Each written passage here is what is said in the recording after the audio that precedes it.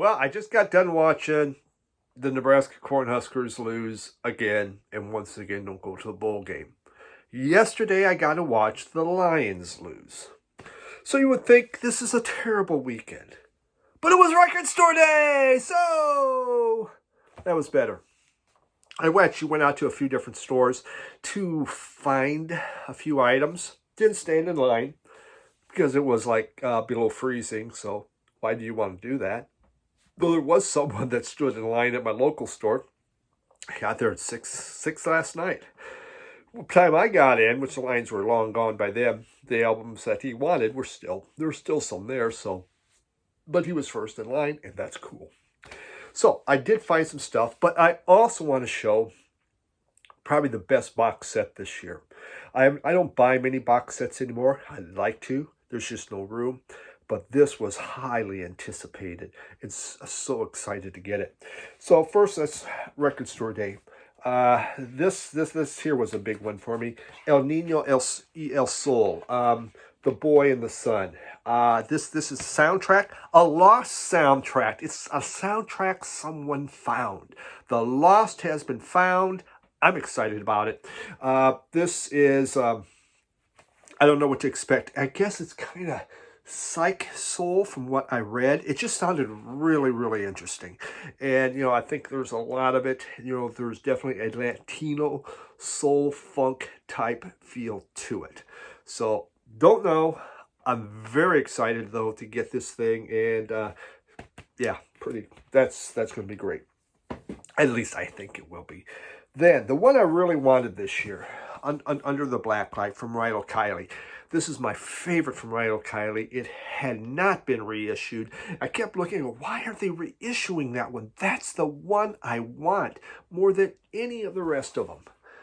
Finally, they're holding out for Record Store Day, I guess, to release this. And this is a beautiful album. This was my first introduction to Rydell Kiley, and I remember reading about a College Music Journal. They talked and says, "Man, this thing's great," and they were right. And I played it so much, and it remained my favorite Rydell Kiley album. So this is super exciting. Now, excuse me, I got a cold. I don't think it's COVID. I don't know anymore. I would have, but I didn't find it. The Bo Diddley box set. It was a little expensive, but it had all the stuff from the 50s. So that one did interest me, but I couldn't find that. Maybe I will. A couple that I hadn't anticipated on buying. John Lee Hooker, Live at a Go-Go. There we go. One of Detroit's greatest bluesmen. So very excited to get this thing. From 1967, John Lee Hooker performing live with Muddy Waters Blues Band. The real rough and raw and ragged blues in the slow driving style of John Lee Hooker with gritty deadpan delivery. Yeah, that'll be good. I mean, I love John Lee Hooker. I love his beat. And this one I hadn't been planning to get. But Vinyl Richie says the one he wanted to get, the one thing, if he had one album. So I thought, well, Vinyl Richie wants that. It's got to be good. So 13th Floor Elevators, Bowl of the Woods. And, yeah, supposedly their final album. And one pressing worldwide collector's edition. Ooh. That's why they call them hype, right? That's why they call them hype. We got to make it hype. And original art. Printed inner sleeve, original record labels, fuzzed out psychedelic with electric jug. I used to think the electric jug was really cool, but after a while you just kind of, okay, it's good for a little bit, but that's about it. But it's the final studio album from the 13th Floor Elevators. So that's what I picked up on Record Store Day. Really not that much. Had really 3 that I was looking for. Got 2 of them, picked up 2 extra because that's what you do when you go in there. Now, real quick though, I want to go through this box set that I'm just so excited to get. It kind of all started, I had bought this one. This is the greatest hits, you could say, of Sid Barrett. An introduction to Sid Barrett. And on here, you had Arnold Layne. You had the stuff he did for Pink Floyd. Then some of his solo work was on here. Isn't that beautifully done? It's really nice artwork, including a hype sticker.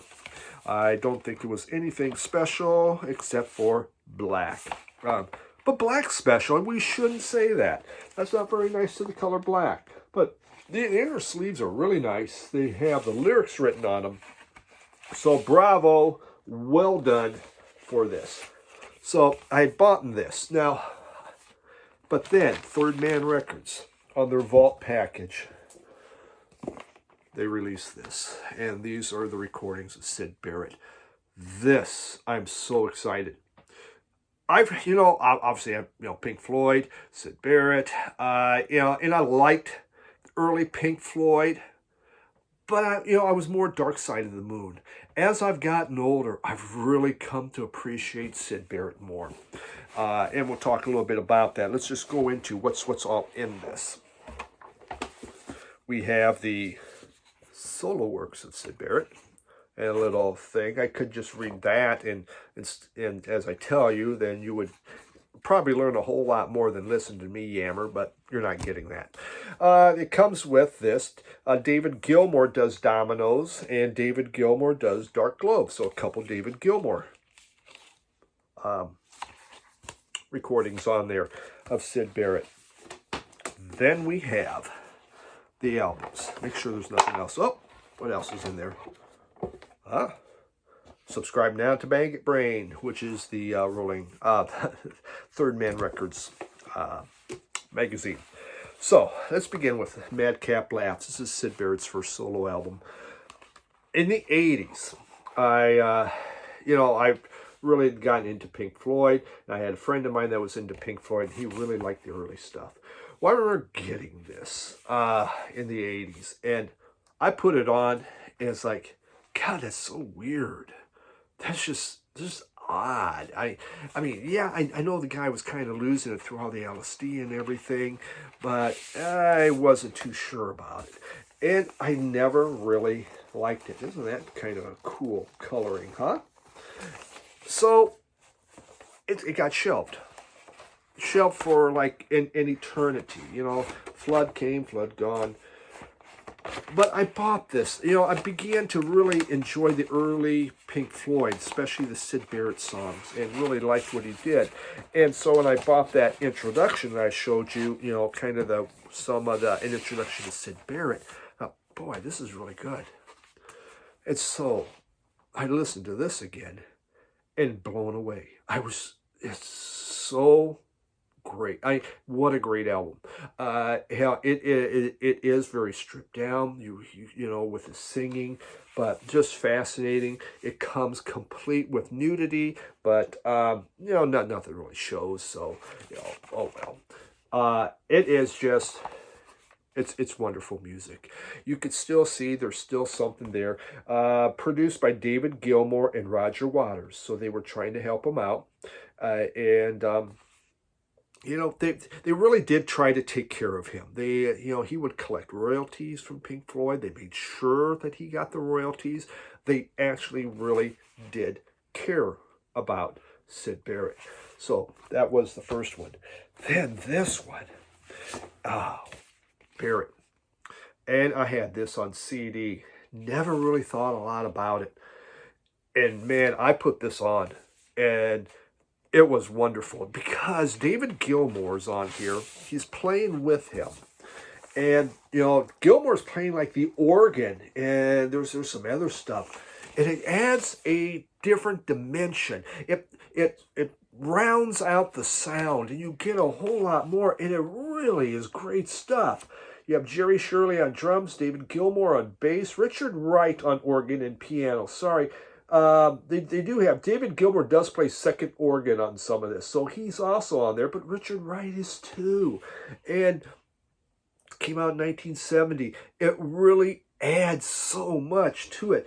This was, I was surprised at how much I truly enjoyed listening to this album. And again, it's one that many years ago, we're talking decades ago, I'd listened to and dismissed because it wasn't at the time what was really interesting me.